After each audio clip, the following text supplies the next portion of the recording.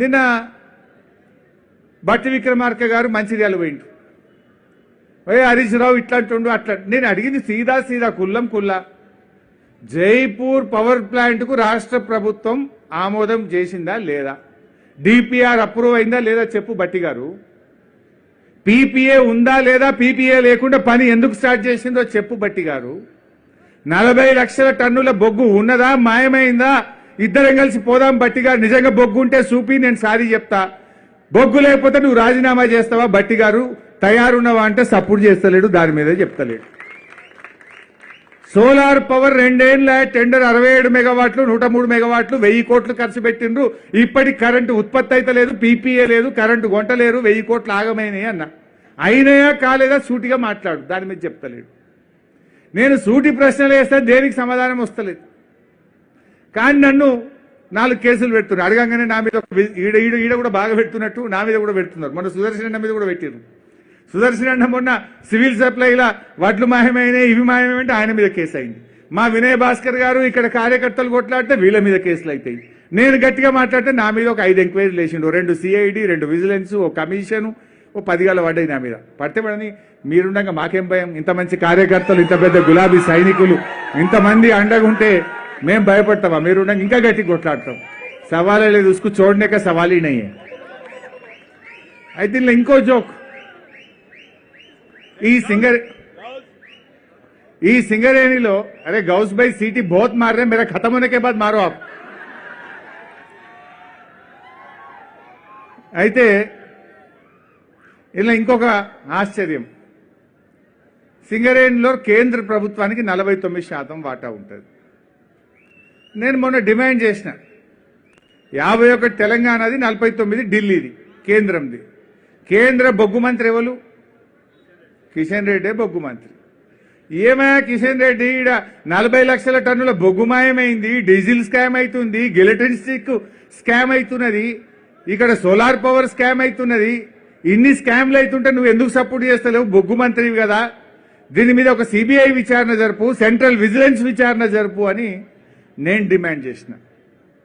ఆ కిషన్ రెడ్డి గారు దొంగ చేతికే తలపు చెల్లించిండు. ఆయన ఏమంటాడు, ఒక ఉత్తరం రాసిండు రేవంత్ రెడ్డికి. రేవంత్ రెడ్డి గారు 40 లక్షల టన్నుల బొగ్గు మాయమైందట, జర ఎంక్వైరీ చేసుకో అని. ఎవడైనా దొంగ ఆయన మీద ఆయన ఎంక్వైరీ చేసుకుంటాడా? దొంగతనం చేసిందే కాంగ్రెస్ ప్రభుత్వము. కాంగ్రెస్ ప్రభుత్వమే సింగరేణిని ఆగం చేసిందని నేనంటే, కిషన్ రెడ్డి గారు, రేవంత్ రెడ్డి గారు నీ మీద నువ్వే ఎంక్వైరీ చేసుకో అంటాడు. ఇదేమి కథను నాకు అర్థమైతలేదు. అయ్యా కిషన్ రెడ్డి గారు, మరి మీరు రేవంత్ రెడ్డితో దోస్తానుందా ఏముందో నాకే తెలియదు. ఇప్పుడు దొంగ ఆయన మీద ఆయన విచారణ జరుపుకుంటారు. నేను దొంగతనం చేసిన దొంగ ఆయన మీద విచారణ చేసుకో అంటే ఎట్లుంటుందే? చేసుకుంటాడా? ఇవాళ కిషన్ రెడ్డి గారి తీరు కూడా గట్లే ఉన్నది. నేను కిషన్ రెడ్డి గారిని కోరుతా ఉన్నా, కేంద్ర ప్రభుత్వ ఏజెన్సీని పంపండి. సింగరేణి బోర్డులో కేంద్ర ప్రభుత్వానికి చెందిన 4 అధికారులు కూడా ఉంటారు. వాళ్ళను పంపి చూపియండి. మేము వీడియోలు కూడా బయట పెట్టినాం, మట్టి కుప్పల మీద బొగ్గు వేరుస్తున్నారు, దాని సంగతి ఏందో బయట పెట్టుండ్రి అని మేము అంటున్నాం. ఇవాళ కేంద్రము స్పందిస్తలేదు, రాష్ట్రము స్పందించిన పరిస్థితి ఉన్నది. ఇట్లా అనేక స్కామ్స్ జరుగుతూ ఉన్నాయి. ఇలా రైతులు, ఇలా పేపర్ చూసుంటారు మీరు కూడా పొద్దుగాల, ఓ ఫుల్ పేజ్ యాడ్ ఇచ్చిండు ఆ ఉత్తమ్ కుమార్ రెడ్డి, వడ్లు కొన్నాడట. అది ఇచ్చేటందుకు జర్రనన్న కొద్దిగా ఉండాలి. అసలు ఇలా రైతుల్ని ఎంత గోసపుచ్చుకున్నారు మీరు.